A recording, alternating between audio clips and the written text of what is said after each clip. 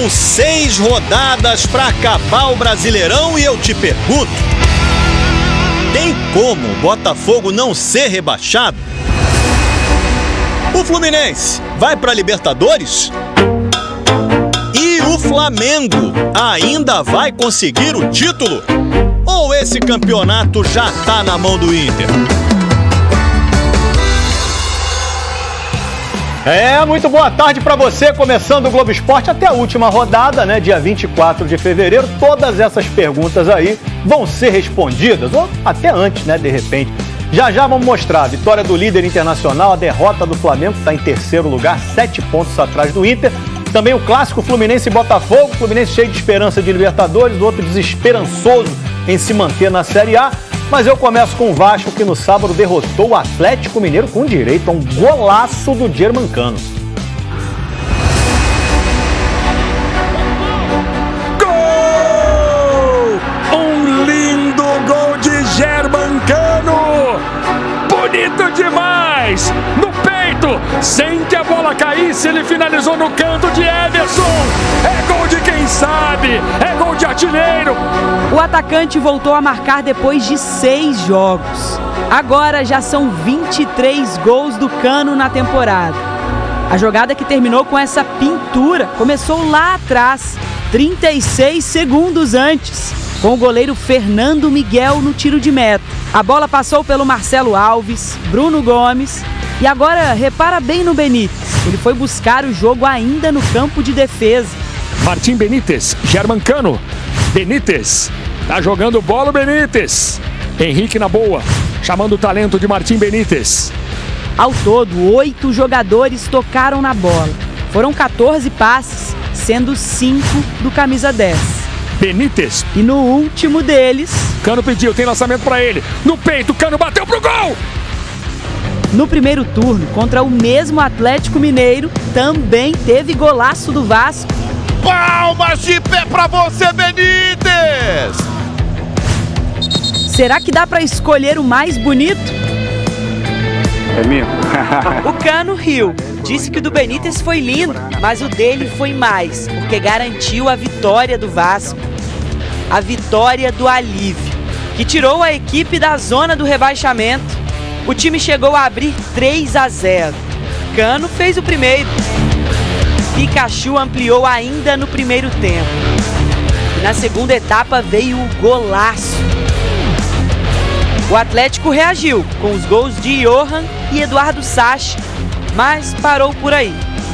3-2 em São Januário. A estratégia foi sofrer um pouco, tem que sofrer, para ganhar do Atlético tem que sofrer. Faltam 7 jogos para o Vasco no Brasileirão e 3 deles são contra equipes que brigam lá em cima na tabela. Não adianta você jogar contra o Flamengo, contra o Atlético Mineiro, contra o Palmeiras, Grêmio Internacional e executar uma trocação, trocar golpes com eles. Isso aí é uma questão de inteligência tática e saber reconhecer seus limites. Amanhã o Vasco vai enfrentar mais um adversário dessa lista, que o Lédio acabou de falar. É o Palmeiras, fora de casa. O time paulista deve poupar vários titulares, isso porque 4 dias depois vai disputar a final da Libertadores contra o Santos. O Vasco quer aproveitar esse momento para buscar a segunda vitória seguida no Brasileirão. Para aproveitar, vai ter que fazer um jogo humilde de novo, como fez contra o Atlético, fechadinho. Fica a dúvida se Benítez vai ser titular de novo. Ele ainda não está 100% fisicamente. Para ter o melhor Benítez, você tem que saber usá-lo. E saber usar o Benítez não é escalá-lo em todos os jogos. Temos que analisar o time do Palmeiras para aí sim poder escalar a equipe e tomar a decisão tática daquilo que nós vamos fazer.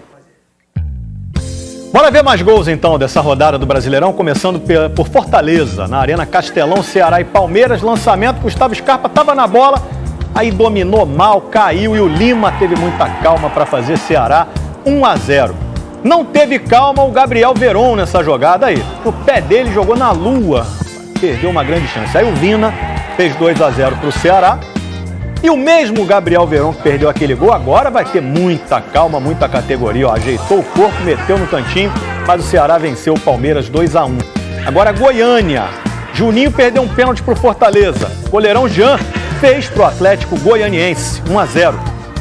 E depois o Natanael recebeu esse presente, bateu bem na saída do goleiro. Atlético Goianiense 2, Fortaleza 0.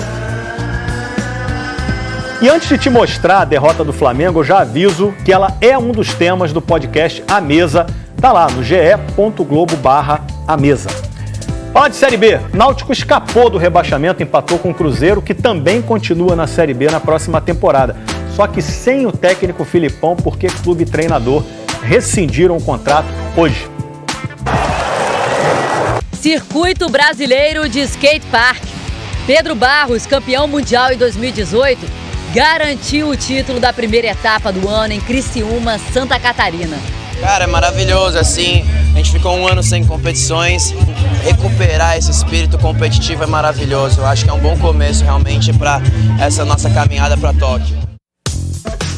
Falando em competição, falar de alto nível NBA. Hoje, às 9h30 da noite, tem Brooklyn Nets contra Miami Heat, ao vivo no Sport TV 2. É um jogaço e uma grande chance da gente ver James Harden, Kevin Durant e Kyrie Irving em ação pelos Nets. Já no Globo Esporte, o Inter do Abelão, líder com folga, quebrando o jejum de vitórias no clássico com o Grêmio, e também a derrota do Flamengo, né? E os questionamentos ao Rogério Ceni, que não colocou Gabigol e Pedro para jogarem juntos.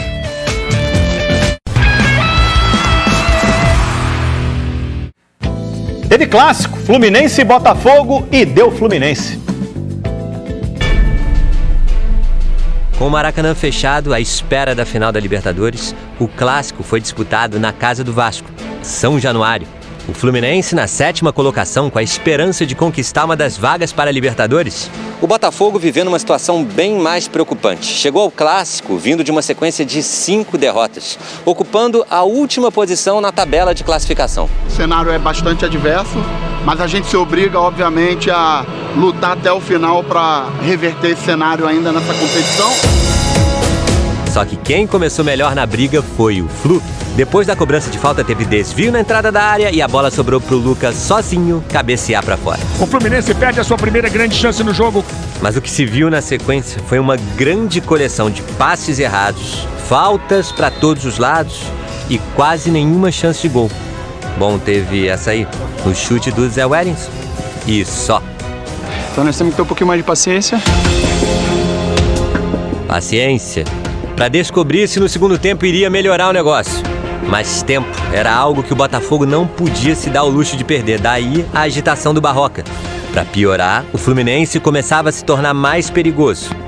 O chute do Iago Felipe, como pegou efeito no meio do caminho. E o Diego Cavalieri defendeu como pôde. O melhor momento do jogo, o melhor lance do jogo. Paciência, calma, porque ainda iria melhorar um pouquinho mais. Com um gol do Fluminense. Luca bateu! Luiz Henrique dominou e cruzou da esquerda. O Luca apareceu e chutou rasteiro de primeira no meio. A bola passou pela mão do goleiro, bateu no joelho e entrou. Luca de primeira em cima do Cavalieri. Falha o goleiro do Botafogo. Luca é o primeiro do Fluminense. O Botafogo depois teve uma chance de empatar, na falta cobrada por Barrandegui, mas não conseguiu mais produzir nenhuma outra chance perigosa. A preocupação, que já vinha acompanhada de nervosismo, virou frustração. Irritado com a demora nas reposições de bola, o auxiliar Felipe Lucena tentou dar uma bolada em um gandula, mas acertou uma cadeira. Lucena admitiu que a atitude dele foi impensada e contou que ao fim do jogo pediu desculpas ao gandula. Quando a defesa do Botafogo saiu jogando mal e teve a bola roubada na entrada da área, já era um alvo fácil para o nem tão agressivo ataque do Flu. O Wellington Silva fez o drible e foi derrubado pelo Cavalieri. Pênalti. No último lance do jogo é pênalti a favor do Fluminense. O próprio Wellington bateu, caprichado no canto. 2-0 Fluminense. E foi o último lance do clássico. O Wellington Silva! 2 pro Fluminense, 0 pro Botafogo. No jogo passado eu perdi o gol que podia dar a vitória ao Fluminense. Muita gente pegou no meu pé. Aceita as críticas, mas mandar embora do clube aqui, eu sempre dei a vida, sempre fiz de tudo. Eu acho injusto. O tricolor, 7º no Brasileirão, segue na briga pela vaga na Libertadores. E se livrar do rebaixamento é algo que se torna cada vez mais complicado para o Botafogo, que já fala até em reformulação. Eu entendo reformulação nesse momento apenas como possibilidade de já definir o nosso planejamento futuro, já buscar jogadores que nos interessem para a próxima temporada. Na lanterna, com 23 pontos, o clube precisa de uma arrancada quase que improvável para escapar da queda para a Série B. O Fortaleza é o primeiro time fora da zona de rebaixamento com 35 pontos. Solta o som aí, DJ, pras pinturas do domingo. E o Pituca encontrou o Lucas Braga, Santos 1-0. Caio Jorge aumentou. A reação do Goiás começou com Rafael Moura. O David Duarte empatou. Gol! O Vinícius caiu na área e o árbitro deu pênalti do Sandri com a ajuda do VAR. O Fernandão virou pro Goiás. Aí o Rafael Moura fez aquele golaço lá por cobertura. Feliz demais por fazer na Vila Belmiro um estádio de grandes craques. Pelé, Zito, Robinho, Neymar e o Ronaldo também fez um golaço aqui contra o Santos dessa cavadinha. E quando o Marinho também ia fazendo um golaço, foi derrubado na área. Caiu o Marinho, o árbitro marca pênalti. Ele mesmo bateu. Goiás 4-3. No Recife, Sport e Bahia começou com outra pintura. Tá nevando na ilha. Thiago Neves mete uma bike e joga a bola pro gol. Eu acho que, assim, tem vários gols bonitos. Esse foi bonito, mas também acho que pela importância do gol. E o Maidana ainda aumentou a vantagem. Sport 2-0. Um acidente aéreo vitimou 4 jogadores e o presidente do Palmas Clube de Tocantins. A CBF adiou a partida que aconteceria hoje entre o Palmas e o Vila Nova de Goiás pela Copa Verde. A tragédia aconteceu na viagem dos atletas para esse jogo em Goiânia. O avião caiu logo após a decolagem de uma pista de pouso particular a 25 quilômetros de Palmas. Morreram o lateral Lucas Prachedes, de 23 anos, o zagueiro Noé, de 28 anos, o atacante Marcos Molinari, de 23 anos, o goleiro Ranulli, de 27 anos, o piloto Wagner Machado e o presidente do Palmas, Lucas Meira, que recebeu uma homenagem emocionada do Luca do Fluminense. Que foi um amigo que eu fiz no futebol, que vinha fazendo um trabalho gigante lá no Palmas, vinha tentando reconstruir o clube e infelizmente acontece isso. Nas redes sociais, a chapecoense, que também viveu um desastre aéreo em 2016, lamentou o acidente. E Pelé demonstrou solidariedade aos parentes das vítimas. Muito triste mesmo. Voltando a falar do Brasileirão, o Inter está tirando onda lá na liderança e o Flamengo 7 pontos atrás, culpa dos resultados dessa rodada.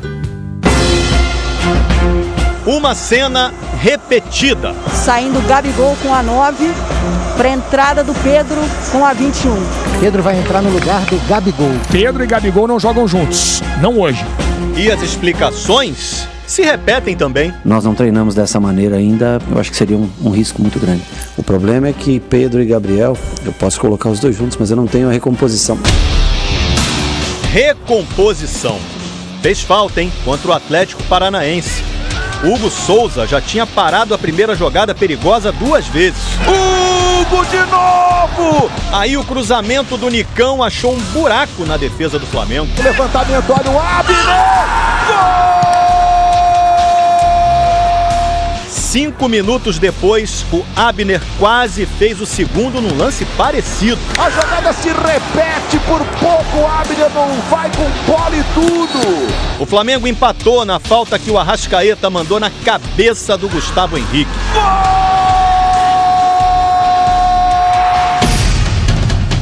Aí no segundo tempo, o Rogério Ceni começou a mexer no time. Entrou PP no lugar do Everton Ribeiro e o Pedro no do Gabigol.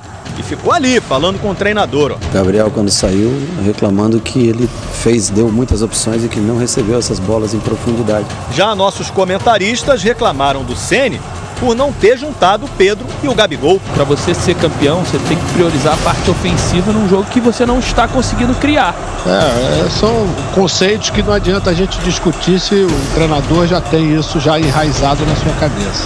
Quando o Rodrigo Muniz entrou no lugar do Arrascaeta, aí ficou mais difícil entender o Ceni. Você não pode jogar o Gabriel e o Pedro juntos, e aí 5 minutos depois ele coloca o Rodrigo Muniz, que é um centroavante, para jogar junto com o Pedro. Alguma coisa tá esquisito para mim. O Muniz tem uma característica que ele entra na área, mas ele consegue ter força para voltar, recompor pelo lado do campo quando necessário. Mas a recomposição não apareceu de novo e Renato Kaiser agradeceu. Atlético Paranaense 2-1 no Flamengo, que está em terceiro, 7 pontos atrás do líder Internacional, mas com um jogo a menos.